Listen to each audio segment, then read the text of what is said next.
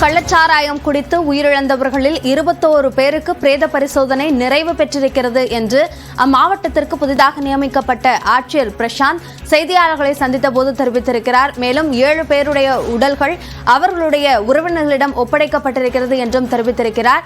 மேலும் பல்வேறு விவரங்களை அவர் செய்தியாளர் சந்திப்பின் போது தெரிவித்திருக்கிறார். அந்த பேட்டியை தற்போது பார்க்கலாம். கள்ளக்குறிச்சியில் மட்டும் but some death has happened in Jipmer, some in Salem Medical College. So we'll update பண்ணி உங்களுக்கு தகவல் சொல்லுவோம். சார் என்கொயரி எப்படி sir? 9 has come here to Kallakurichi and 29 is dead. 29 dead. Sir உடற்கூறாய்வு என்ன வேகத்தில் நடந்துட்டு இருக்கு? உடனடியாக உறவினர்கள்கிட்ட உடல்கள் ஒப்படைக்கப்படுதா? ஒப்படைக்கப்படுது. இப்போ 21 இங்கே பண்ண வேண்டியது இருக்கு. அதில் 3 மட்டும்தான் பிஎம் போயிட்டு இருக்கு. மிச்சம் முடிச்சுட்டாங்க.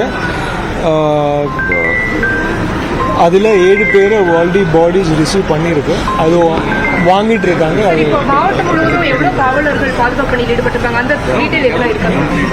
காவலர்கள் டீட்டெயில்ஸை நான் உங்களுக்கு கொடுத்துருக்கேன். சார் இப்போ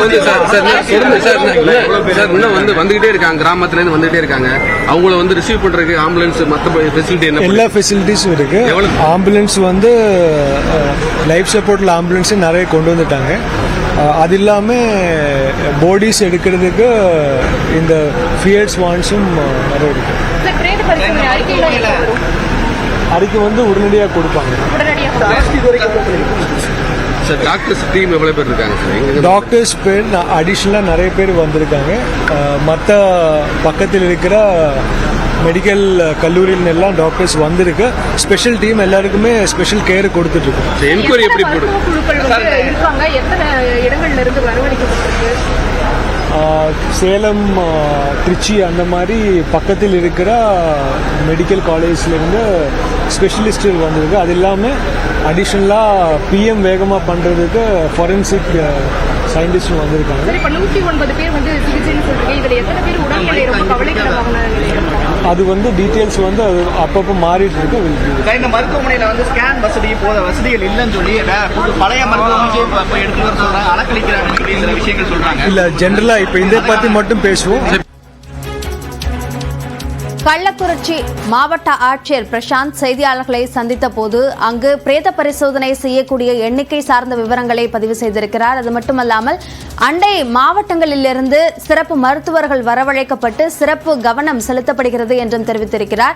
அதேபோன்று பிரேத பரிசோதனையை உடனடியாக செய்ய வேண்டும் என்பதற்காக அது சார்ந்த மருத்துவர்களும் பக்கத்தில் இருக்கக்கூடிய மருத்துவக் கல்லூரி மருத்துவமனைகளிலிருந்து வரவழைக்கப்பட்டிருக்கிறார்கள் என்ற தகவலையும் அவர் செய்தியாளர் சந்திப்பில் தெரிவித்திருக்கிறார்.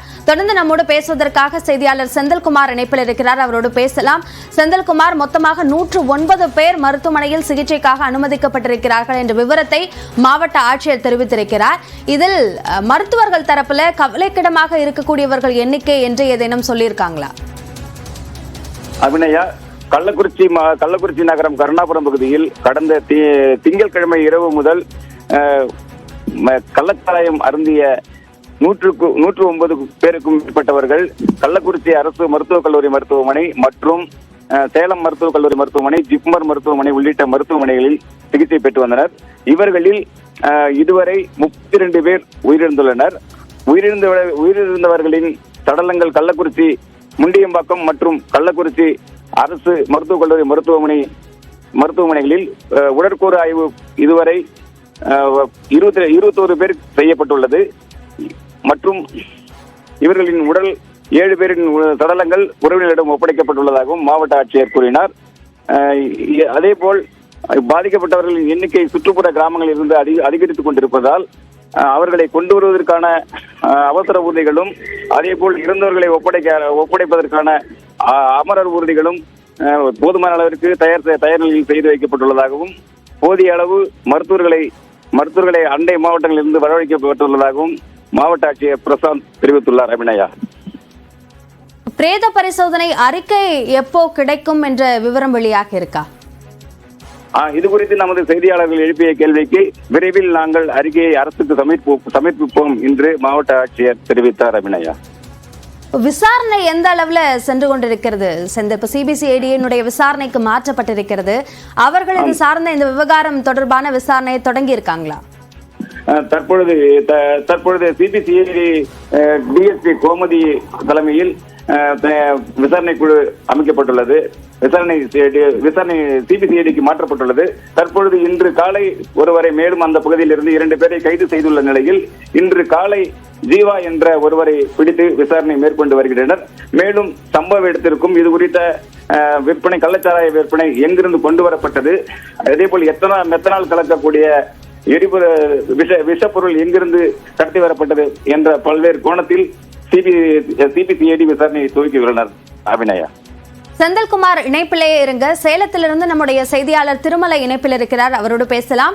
திருமலை, இப்ப சேலத்தில் இருக்கிற மருத்துவமனையில எவ்வளவு பேருக்கு சிகிச்சை அளிக்கப்பட்டு வருது? அவர்களுடைய உடல்நிலை சார்ந்த விவரங்களை மருத்துவர்கள் சொல்லியிருக்காங்களா?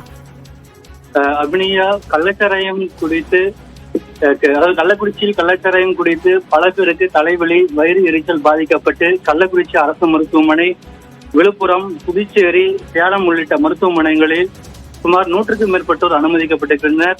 குறிப்பாக சேலம் அரசு மருத்துவமனையில் மட்டும் நேற்று இரவு வரை 26 பேர் அனுமதிக்கப்பட்டிருக்கின்றனர்.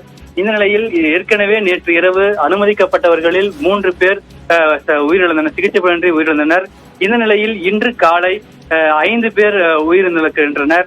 குறிப்பாக நேற்று கள்ளக்குறிச்சி பகுதியைச் சேர்ந்த நாராயணசாமி, சுப்பிரமணி, ராமு ஆகிய 3 பேர் சிகிச்சை பலனின்றி உயிரிழந்தனர். இந்த நிலையில் இன்று அதிகாலை சிகிச்சை பெற்று வந்த ஆனந்தன், ரவி, விஜயன், மனோஜ்குமார் மற்றும் ஒரு ஆனந்த் என 5 பேர் சிகிச்சை பலனின்றி உயிரிழந்திருக்கின்றனர். தற்போது 18 பேர் தீவிர சிகிச்சை பிரிவில் அனுமதிக்கப்பட்டு சிகிச்சை பெற்று வருகின்றனர். குறிப்பாக ஏற்கனவே நேற்று சுமார் 10க்கும் மேற்பட்ட ஆம்புலன்ஸ் மூலம் அதாவது மேல் சிகிச்சைக்காக கொண்டு வரப்பட்டவர்களில் தற்போது 8 பேர் உயிரிழந்திருக்கின்றனர். தொடர்ந்து 18 பேருக்கு தீவிர சிகிச்சை அளிக்கப்பட்டு வருகிறது. அபிநயா. திருமலை, இப்போ கள்ளக்குறிச்சி மாவட்ட ஆட்சியர் செய்தியாளர்களை சந்தித்த போது அண்டை மாவட்டங்களிலிருந்து சிறப்பு மருத்துவர்கள் இந்த சிறப்பு சிகிச்சைக்காக வரவழைக்கப்பட்டிருக்காங்க என்ற தகவலை சொன்னார். அதே மாதிரி சேலம் மருத்துவமனைக்கும் சிறப்பு மருத்துவர்கள் வரவழைக்கப்பட்டிருக்காங்களா? போதுமான அளவுல சிகிச்சை என்பதும் வழங்கப்பட்டு இருக்கா? அப்படியா, சேலம் அரசு மருத்துவமனை பொறுத்தவரை ஏற்கனவே மருத்துவ குழு ஏற்கனவே இங்க இருக்கக்கூடிய மருத்துவர்களே சிகிச்சை அளித்து வருகின்றனர். குறிப்பாக பயிற்சி மருத்துவர்கள் மற்றும் இங்க மருத்துவ கல்லூரி இருப்பதனால் அதாவது மருத்துவர்கள் பற்றாக்குறை இல்லை. இருப்பினும் அதாவது ஏற்கனவே சுகாதாரத்துறை அறிவுறுத்தலின்படி மருத்துவ குழு பரிந்துரைக்கப்பட்டிருந்தாலும் கூட தற்போது வரை சேலம் அரசு மருத்துவமனையில் இருக்கக்கூடிய மருத்துவர்களே அவர்களுக்கு தீவிர சிகிச்சை அளிக்கப்பட்டு வருகிறது. மருத்துவ குழு அதாவது இங்கு சேலம் அரசு மருத்துவமனைக்கு பரிந்துரைக்கப்பட்டிருந்தாலும் இதுவரை மருத்துவ குழு வரவில்லை. இருப்பினும் சேலம் அரசு மருத்துவமனையில் இருக்கக்கூடிய மருத்துவர்களே அதாவது மேல் சிகிச்சைக்காக அனுமதிக்கப்பட்டவர்களை தீவிர சிகிச்சை பிரிவில் அனுமதிக்கப்பட்டு தொடர் சிகிச்சை அளித்து வருகின்றனர். அபிநயா.